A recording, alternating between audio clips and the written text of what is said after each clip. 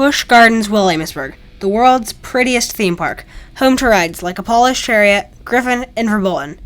This park has one of the best coaster collections in the country, and it gets better and better every single year. And with SeaWorld on a spending spree, it is only a matter of time before we get Busch Gardens Williamsburg's next coaster.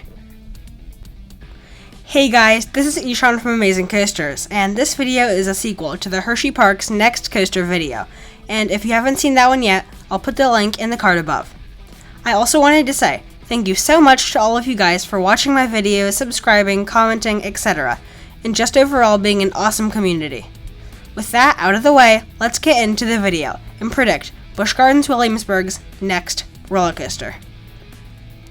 So, if you watched my other video, you would already know that the first step of looking at the future is examining the past. In other words, what manufacturers would be willing to work with Busch Gardens? Well, Busch Gardens Williamsburg is owned by SeaWorld Entertainment, and one of the things I love about predicting their park's next coasters is that the sky is the limit.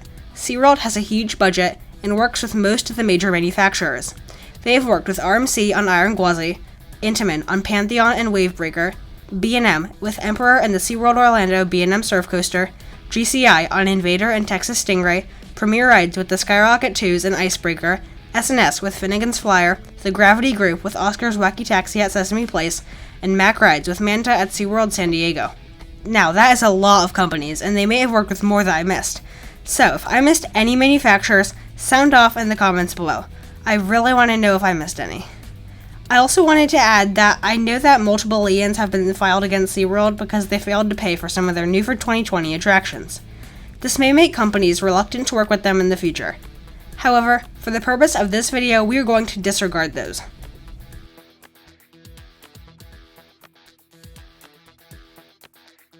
Busch Gardens Williamsburg also has a jam-packed timeline. In 2011, they built Mock Tower, a Mosier Rides 246-foot drop tower. This is a very iconic ride for the park and plays a huge role in its skyline. Moving on, 2012 brought Verbolten, my fourth favorite ride in the park, behind the three B&Ms. Verbolten was manufactured by Zero and is an indoor multi-launch coaster. This ride is just pure fun. It is so funny to take a first-time rider on this attraction and surprise them with the drop track. When I was little, before I was tall enough to ride the larger coasters in the park, this ride was my go-to, and I still love it today. The next major addition to the dry park was in 2015 with Tempesto, a Premier Rides Skyrocket 2.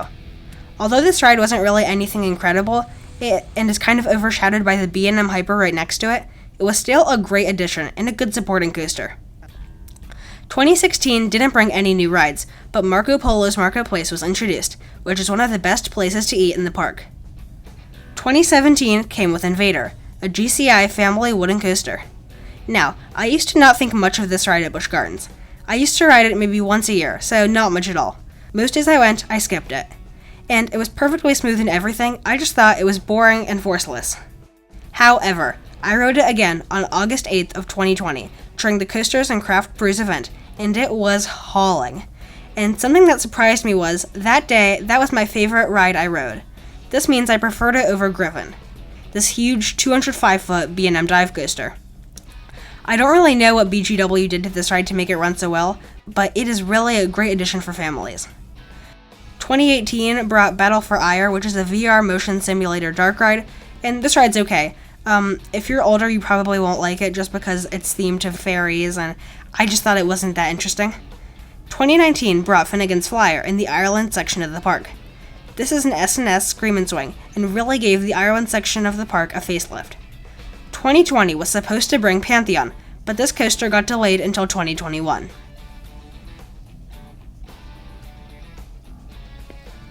So, now that we have looked at their previous additions, let's take a look at their ride lineup to see if we can spot any gaps. Busch Gardens Williamsburg really does have an amazing coaster collection. They have one kiddie coaster, two family coasters, one intermediate coaster, and 4, soon to be 5, thrill coasters. So, even though BGW already has some great coasters, there are still a couple they could still add. Okay, so now we're going to get into some options. Starting off with number 1, and this is a large-scale wooden coaster. they have Invader, but I'm pretty sure that many people would love it if this addition came to the park. Plus, Invader is a family coaster, a good family coaster, but still a family coaster. Now, this could be supplied by either GCI or RMC.